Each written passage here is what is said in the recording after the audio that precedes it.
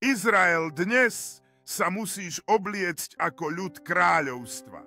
Z neba sa vlajka kráľovstva vznáša a šepká: obuj svoj plášť spravodlivosti a postav sa v poriadku kráľovstva. Išmaele, nehľadaj len úspechy, ale dýchaj zhlboka.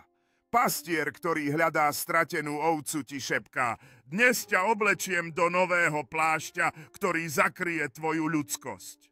Ešau, viem o tvojich impulzoch, ale dnes ti pokladám ruku. Moje dotyky ťa zbavia tvojich hrubých šiat a oblečú ťa do nového plášťa. Júda, ja som cesta, pravda a život. Plášť z jemnej látky je odevom života, ktorý prúdi s tebou a hlboko ťa osviežuje.